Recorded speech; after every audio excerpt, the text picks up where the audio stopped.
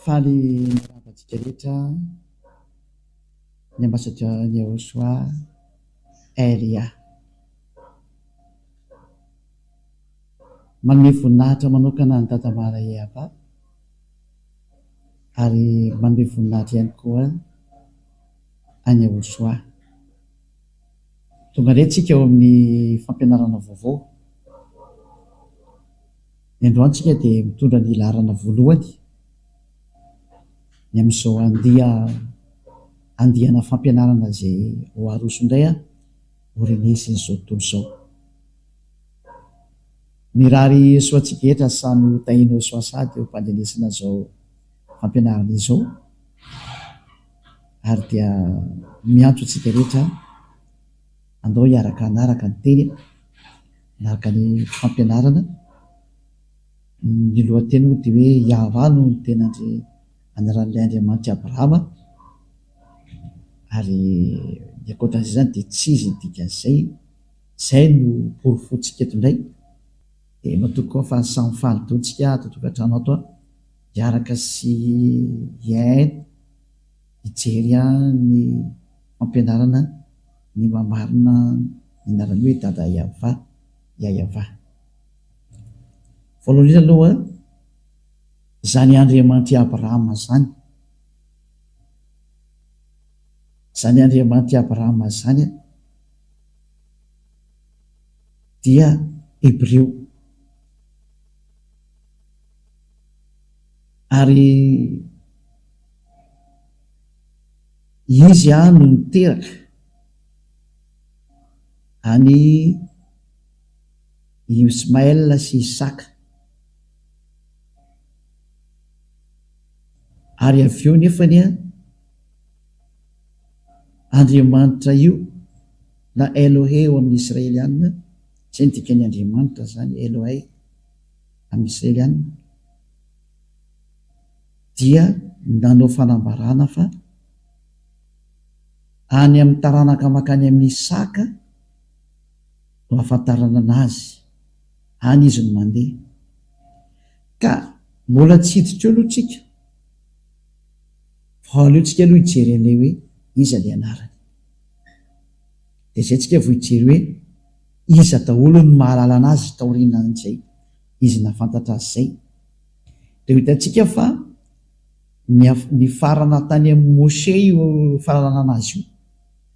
Moshe na hoe Moïse ozy ny sasany, na hoe Moses ozy ny sasany, na hoe Mosa ozy ny silamo, dia hiaraka ho jerevantsika daholo ary ny teny nambarana eo Abrahama io sy Moshe mikasika amin'ny anarany.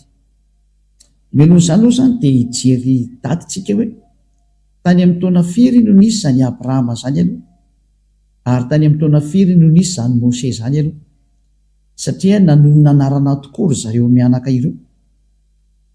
Satria azo lazaina hoe zafikely lavitra be mihitsy zany Moshe zany, zany hoe mety taranaka any amin'ny fahadimy any ho any angambany io Moshe io. Raha ataontsika hoe maka taona hoe eo amin'ny 100 taona eo zany sala taona tamin'izany dia maty, dia any amin'ny taranaka fahadimy misy an'izany ary Moshe zany taorian'ny Abrahama. Ka hojerevantsika aloha zany ndao tsika naraka kely tantara hoe tamin'ny taona firy nisian'izany i Abrahama sy Moshe zany, satria izy no niaraka tamin'io Andriamanitra io voalohany ary nanonona ny anaran'io Andriamanitra io mihitsy zareo. Dia aloha jerevantsika hoe tany amin'ny taona firy nisy azy ary ao anatin'ny boky inona no misy amin'izareo.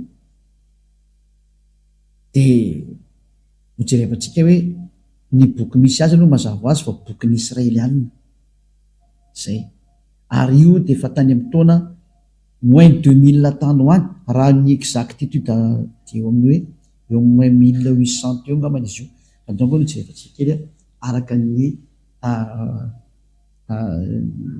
manampahaizana moa fa samy mahafantatra ny tantara araka ny sary misy hoe tamin'ny taona firy ny existe zany ataontsika Abrahama zany. Hoe jerevantsika kely somary jery kely tsika aloha hoe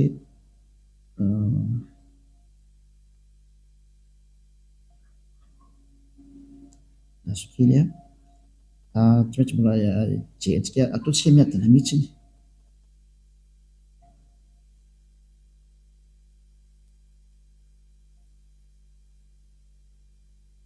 dia manaraka tsika ataoko miadana be mihitsiny ny fandeha tantara dia rehefa misokatra le soratra ka mialohan'izay aloha zany dia efa tantarantsika hoe i Abrahama io no niona tamin'io Andriamanitra io voalohany. Dia faneko moa ny daty araka ny teneko ny hoe tany amin'ny taona moins 1800 any nisy anazy io. Zay ho jerevako kely vedivedika io.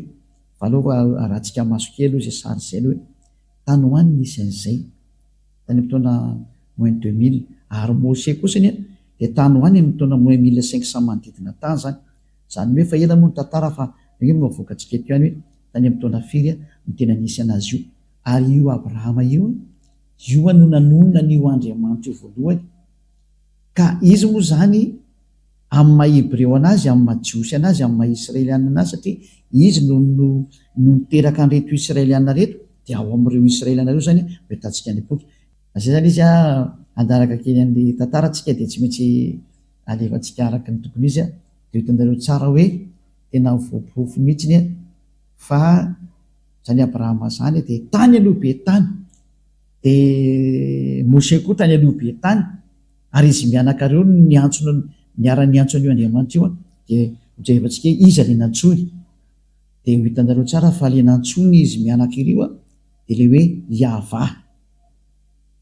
Ary tao amin'ny andro Mosè moa dia tena lasa hoe Yahva zay, zany hoe tena mipetraka tsara mihitsy zany le anarana hoe io Yahva io no raha ny Andriamanitra Abrahama io le tsy tia fahotana ary tsy tia mpanao ratsy. Izay le voalazany amin'ny Isaia 7:5-8 Isaia 7:5-8 hoe indro ny tanany Yahva tsy fa mavonjy ary ny sofiny tsy ladalovana fa mary.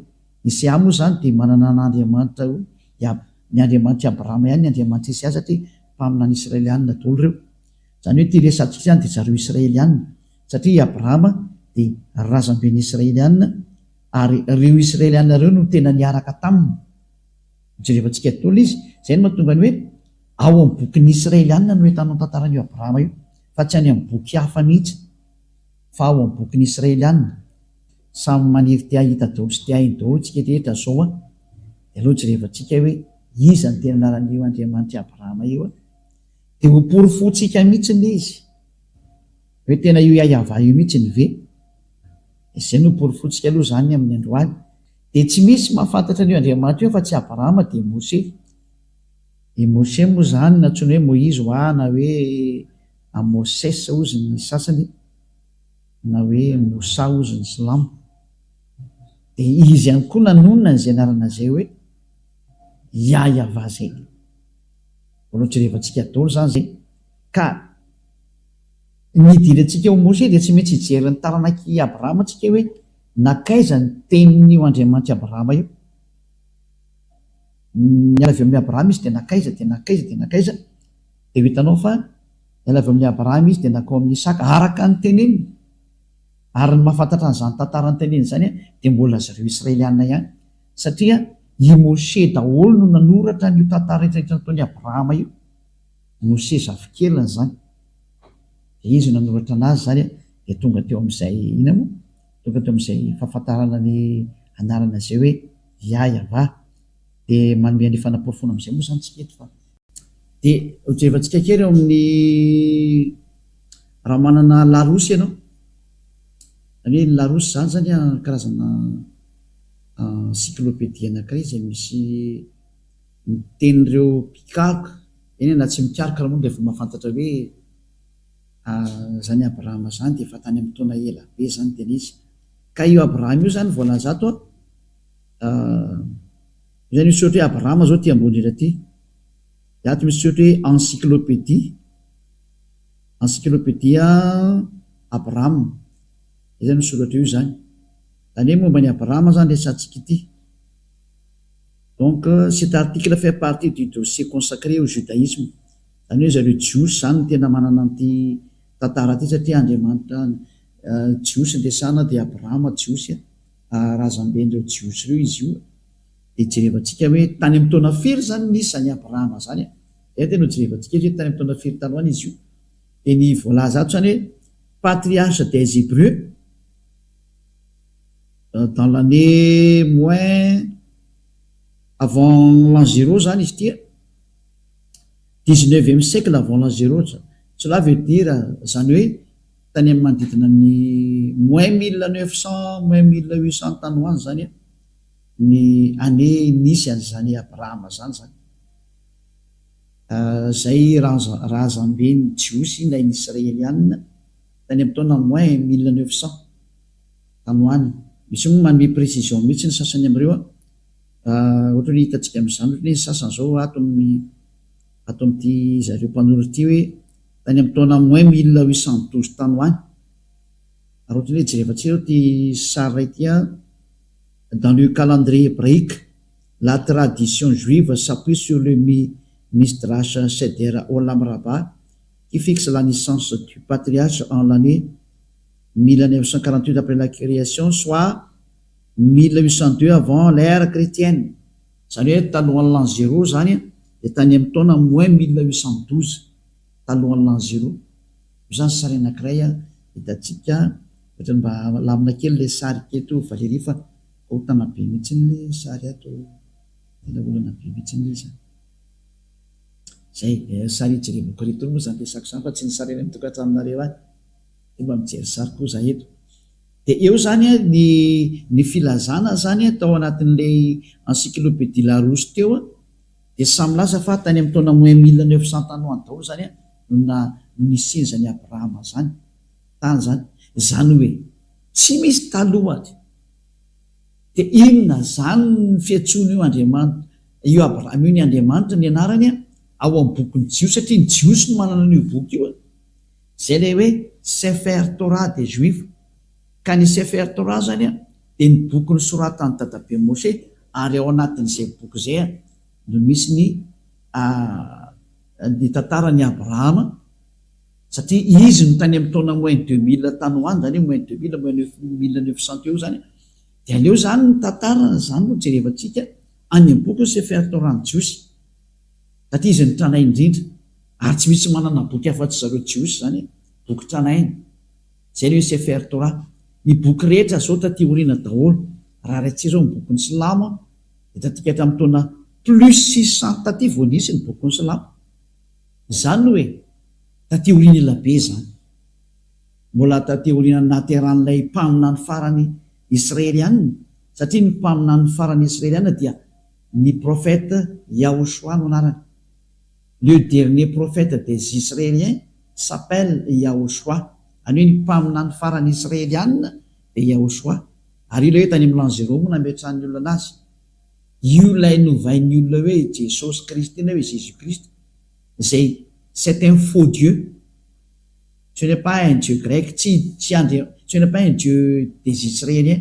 Tsy andriamanitry ny Israeliana io fa andriamanitry ny Grika miforoporonin'ny olona, fa tsy andriamanitry ny Israely zany io. Zay le izy. Ka taorinan'ny l'an 0 zany vo ny Islamo no nanoratra ny bokiny, ka noho zany taraiky be le izy. Tsy maintsy ny zavatra original tany aloha no jerevantsika ny marina, zay tany amin'ny taona moins 2000 diantsika tao anatin'ny rehetra zay nahokaronao io dia amita foana hoe manodidina tany amin'ny taona moins 2000 moins 1900 teo foana na moins 1800 fa raha fa zay manome daty aloha. Fa ny tenenina zany dia hoe izy no tena tranainy indrindra. Aza atao tsara mikaroka an'izany ndraiky ariko azy ianao, fa eto moa zany dia efa misy manome hoe tany amin'ny taona moins 1812 tany hoany le tena hoe mba ngeny tena nikaroka zany. Ka azo atao ny karoka an'io fa tsika tsy dia karoka ny dietrety fa hoe io ny tranainy indrindra ny malala an'Andriamanitra zany. Tsisy afaka amaly an'izany tsika. Ary ny manana ny boky tranainy indrindra ny tantaran'izany dia mbola dadabe Moshe koa, na i Moïse na Mosa. I Abrahama moa zany io ny azo lazainy hoe dadabe mifandimby.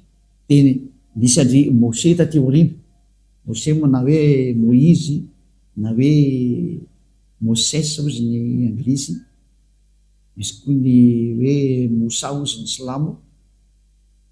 Dia izy indray dia tany amin'ny taona moins 1500 tany hoany Mose zany rika tsika jeren'izay date de naissance Mose zay atsika approximative andray izy aloha jerevantsika tandray aloha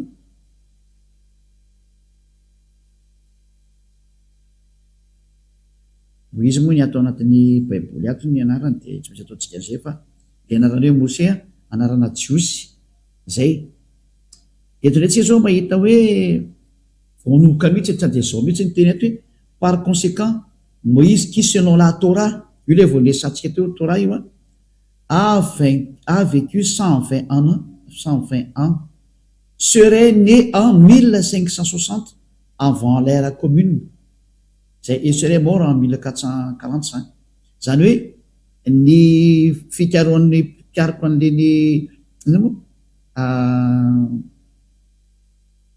le pikaroko an'le ina moa zany le pikaroko an'le datidata iny de nametraka hoe Moïse de tany amin'ny taona moins 1500 tany hoany no nampisy a Moïse zany hitatsika io izy io zany hoe mbola tsisy talohany koa ny santsika rehetrarehetra reto hoe na ny bokin'ny Silamo koa na mbola tateorinana be mbola voavokako real izy zany reo raha tsika mamaky dôly hitatsika mihitsy ny hoe marina ny teneniko tanyreo fa tsy mamorona aminareo mihitsy ny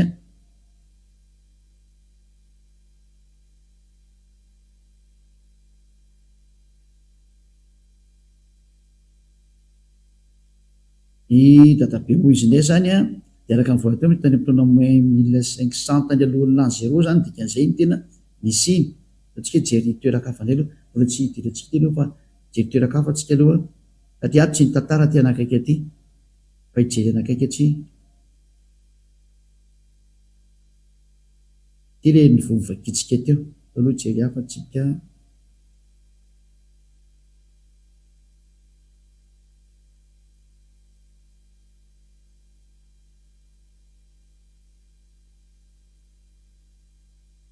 mbola tsy mahita atsika aloha fa nareo izy kiariko kely ihany le hoe mamepolo fanareo zany hoe tany amin'izany daty manodidina zany mihitsy ny daty naterahan'ny Mose zany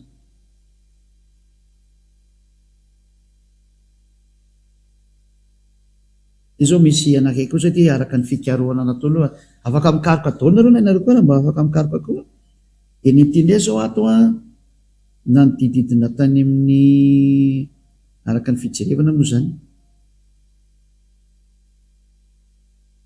tsy hitako nay mentidy eo izy ty portrait de Moïse non Moïse ben Amram de la tribu de Lévi zany hoe taranaka ny Lévi izy zany naissance tany amin'ny taona moins 1280 tany hoany any hoe fanakaiky tany moins 1250 moa zany zany hoe Mose zany sy Abrahama de samy tany aloha be tany daholo tany moins 1900 ny dadabe eny de ny zanany ndray taty amin'ny taona moins 1500 normal zany satria taoriana zany de nisy le hoe fitondrana zanak'Israely ho andevy tany Egypta mandritra teo amin'ny 700 taona teo ka raha ny 1900 anatsorana ny na 1700 teo zany na 1800 anatsorana ny 500 de manome ny 1200 eo zany raha tany 1800 na 1700 manodidina any anatsorana 500 elanelana le 700 na 500 taona manodidina akoatrany ererana fotoana ohatrany hoe date de naissance tena réel mety misy erreur kely misy marge de erreur kely fa le tranainy tena resantsika hoe lay tena hoe efa tranainy be de mazava fa reo ny ela indrindra ka tsisy manana daty marina anarana marina afa-tsy reo efa tranainy reo ary eo anatin'ny Torah ny Jiosy mihitsy no misy an'izay zavatra zay ary ny bokin'ny Jiosy no atao hoe Sefer Torah reo ny boky tranainy indrindra zany hoe tsy misy manana boky tranainy indrindra mikasika an'io tantaran'ny Abrahama io afa-tsy ny boky soratan'ny Abrahama sy ny boky soratan'ny Mose zava ny jareo moa zany rovantsofina de fa Mose ny tena nanoratra ny rehetra am'izay de hitantsika am'izay fa reo ny tranainy indrindra raha ijeandrentsika ny bokin'ny Silamo zany na musulmane de hitantsika fa taty amin'ny taona plus 600 voanisy zay boky zay zany hoe efa taty oriny ela be zany no zany zany tsika zany tsy maintsy mijery ny famarinana tsika satria famonjena ny famonjena de hoe mamonjy olona atsika, aiza ny fomba hamonjena olona dia miteny marina dikan'izay. Tsika jery za tsy mamorona mihitsy nefa boky foana no resatsika hoe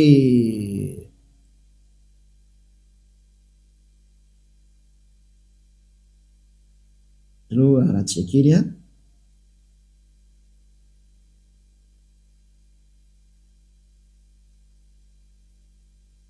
Eto zany amoaka ny hoe tamin'ny taona findray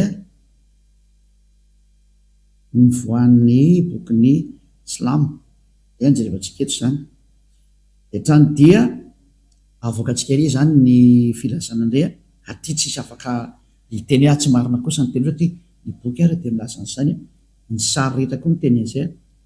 Il est composé des révélations faites par Dieu au prophète Mahomet par l'intermédiaire de l'archange Gabriel entre plus 612 et 632. Il est l'acte constituant l'âme et sa référence absolue. Voilà. Zany eto zany tsika dia mahita mihitsy ny hoe ny bokyny Silamo kosa zany izay noentin'ny prophète Mahomet ozy ny ao amin'ny fivavahana Silamo dia manodidina tany amin'ny entre 612 et 632 tany ho any. Zany ny taona nanamboarana anazy zay. Satria za teny hoe année de création du Coran zany nataoko titreria dia afaka manoratra an'izay daholo nareo dia io ny dady avoaka an'izany zay. Dia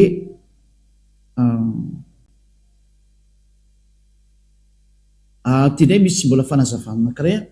Quand est sorti le Coran, les plus anciennes versions complètes du Coran dateraient du 9e siècle, 9e siècle, des fragments très rares pourraient remonter à la fin du 7e siècle ou du début du 8e siècle. Zany hoe tokoa zany dia misy milaza indray hoe somary tatika hatramin'ny taona moins 600 taty ho any daholo zany izy, zay ny tena tindrena zany zay. Ary izy nanoratra ny Coran voalaza ato mihitsy mazava be fa anatin'ny bokinareo any daholo zany.